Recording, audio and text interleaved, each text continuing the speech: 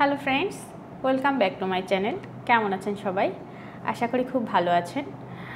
আজকে আমরা কথা বলবো গর্ভবতী মায়েদের জন্য স্বাস্থ্যকর ডায়েট নিয়ে, মানে গর্ভাবস্থায় কি খাবেন, কিভাবে খাবেন আর কোন খাবার এড়িয়ে চলবেন। গর্ভাবস্থা মায়েরা শিশুর জীবনের এক স্পেশাল সময়। এই সময়টায় খাবার দাবারে একটু সচেতন হলে আপনি সুস্থ থাকবেন এবং আপনার গর্ভের সন্তানটিও সুস্থভাবে ভালোভাবে বেড়ে উঠবে। মনে রাখবেন, গর্ভাবস্থায় আমাদের শরীর কিন্তু একা না, একজন নতুন প্রাণও আমাদের শরীরে বেড়ে উঠছে।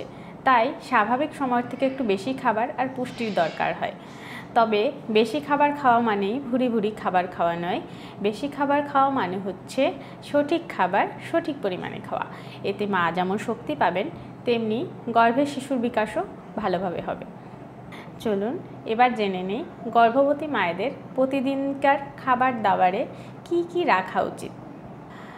প্রতিদিন কমপক্ষে 2 থালা শাকসবজি আর 2 থেকে 3 ধরনের ফল খাবেন, যেমন পালং শাক, লাল শাক, ঢেঁড়স, পেঁপে, তবে সেটা পাকা হবে, কলা, আপেল, আম ইত্যাদি।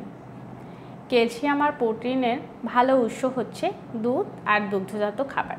প্রতিদিন 1 থেকে 2 গ্লাস দুধ বা টক দই অথবা ছানা খাবেন। ডিম, মাছ, মুরগি, ডাল এগুলো শরীর গঠন আর শিশুর বৃদ্ধিতে খুবই জরুরি। দিনে অন্তত 1টা ডিম, 1টু মাছ বা মাংস আর 1 বাটি ডাল রাখার চেষ্টা করুন। ভাত, রুটি, আলু শক্তির উৎস, তবে পরিমাণ মতো খাবেন। বাদাম, চিড়ে, সুজি স্ন্যাক্স হিসাবে খেতে পারেন। দিনে অন্তত 8 থেকে 10 গ্লাস পানি পান করুন। গর্ভবতী মায়েরা কিন্তু রক্ত স্বল্পতায় ভোগে, সেজন্য আমাদের খেয়াল রাখতে হবে রক্ত স্বল্পতা যেন না হয়। এই জন্য আমাদের কি খেতে হবে? কলা, কাঁচা কলা, বিটরুট, কলিজা, খেজুর এগুলো কিন্তু খুব ভালো। এগুলো খেলে রক্ত স্বল্পতা দূর হয়। এখন আমরা জানবো গর্ভাবস্থায় কোন কোন খাবার আমাদের এড়িয়ে চলতে হবে। গর্ভাবস্থায় কিন্তু সব ধরনের খাবার খাওয়া যায় না, কিছু কিছু খাবার আছে যে আমাদের এড়িয়ে চলতে হয়।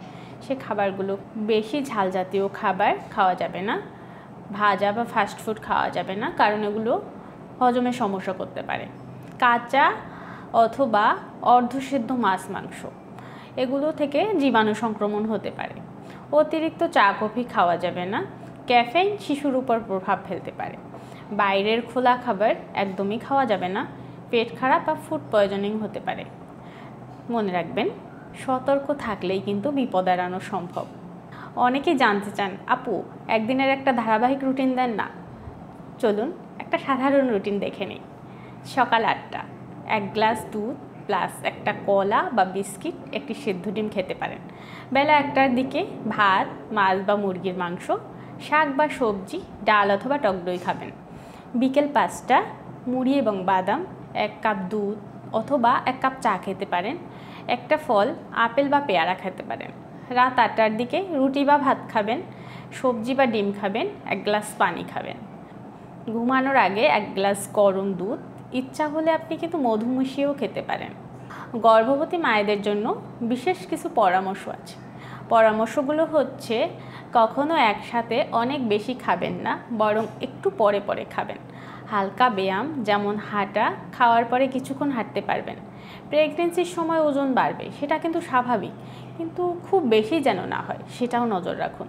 চিকিৎসকের পরামর্শ অনুযায়ী কখন ভিটামিন বা সাপ্লিমেন্ট খাবেন সেটাও কিন্তু খুব গুরুত্বপূর্ণ। মায়েরা, আপনারা যদি সুস্থ থাকেন, আপনার গর্ভের বাচ্চাটিও কিন্তু সুস্থ থাকবে। গর্ভাবস্থায় খাবার দাবার নিয়ে সচেতন মানেই শুধু নিজের জন্য না, এটা কিন্তু আপনার বাচ্চার জন্য। তাই চলুন ঘরে থাকা সাধারণ খাবার দিয়ে পুষ্টিকর ডায়েট গড়ে তুলি। ভিডিওটি যদি ভালো লাগে থাকে তাহলে একটা লাইক দিন, শেয়ার করুন আর আমাদের চ্যানেলটা সাবস্ক্রাইব করে আমাদের পাশেই থাকুন। কমেন্টে জানাবেন আপনি কোন খাবার সবথেকে বেশি পছন্দ করেন প্রেগনেন্সিতে। পরবর্তী ভিডিওতে আবার দেখা হবে, সেই পর্যন্ত ভালো থাকবেন, সুস্থ থাকবেন। ধন্যবাদ।